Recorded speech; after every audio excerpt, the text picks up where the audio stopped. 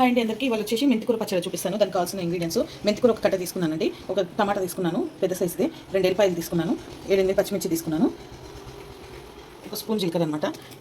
ఇప్పుడు కడాయి పెట్టుకొని పచ్చిమిర్చి వేయించుకోవాలి.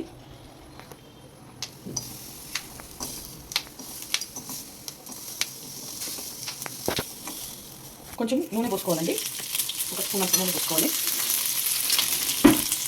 కొంచెం వేయించుకోవాలి.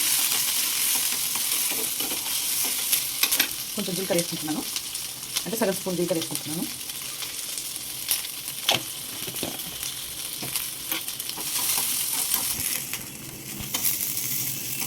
ఇలా వేయించుకోవాలండి. రోట్లో నూరుకుంటున్నాను నేను. రోటి పచ్చడి అనమాట, చాలా బాగుంటుంది. మీరు ట్రై చేయండి. రొట్టెకి కానీ, జొన్న రొట్టెకి కానీ, చపాతీకి కానీ, రైస్లో కూడా వేడి అన్నంలో చాలా బాగుంటుంది. ఇలా వేయించుకొని రోట్లో వేసేసుకోవాలి. కొంచెం వేగంటే చాలు.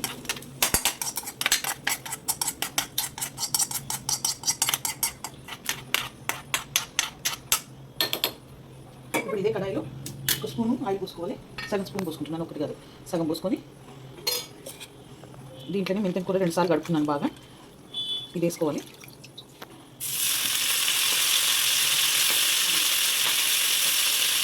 పెద్ద మెంతం తీసుకున్నానండి, చిన్న మెంతం కాదు.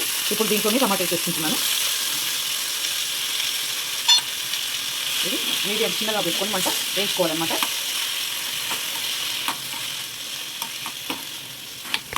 ఇది నూరుకోవాలి పక్కగా. ఎల్లిపాయలు కూడా దీంట్లో వేసేసుకుంటున్నాను. ఇలా మధ్య మధ్యలో కలుపుకుంటుండాలండి కొంచెం. ఓకేనండి, ఇలా ఎగిపోయాయి. ఇప్పుడు స్టవ్ బంద్ చేసుకుంటున్నాను.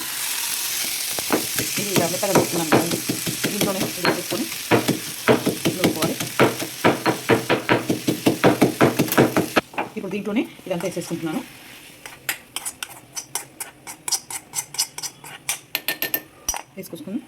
వేసేసుకొని కచ్చపక్క దంచుకోవాలి. సగం స్పూన్ ఉప్పు వేస్తున్నానండి.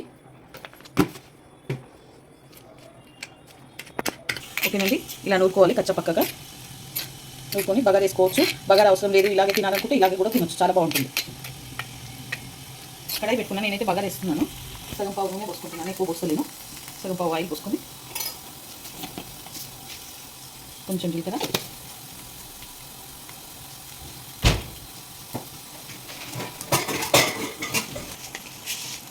కొంచెం ఆవాలు వేసుకోవాలి. అంటే సగం స్పూన్ వేసుకోవాలన్నమాట.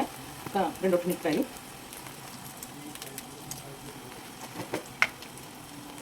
సగం చెంచా పసుపు.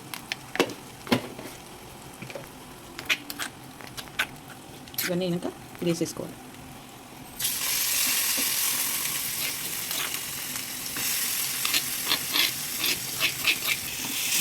ఓకేనండి, ఈ పచ్చడి అయిపోయింది, మెంతికూర పచ్చడి. ఈ వీడియో కనుక నచ్చితే లైక్ చేయండి, షేర్ చేయండి, కామెంట్ చేయండి, సబ్స్క్రైబ్ చేయండి. చాలా బాగుంటుంది. మీరు కూడా ట్రై చేయండి. రోటీలోకి, చపాతీలోకి, జొన్న రొట్టెలోకి, రైస్లోకి, వేడి అన్నంలోకి వేసుకొని తింటే చాలా బాగుంటుంది.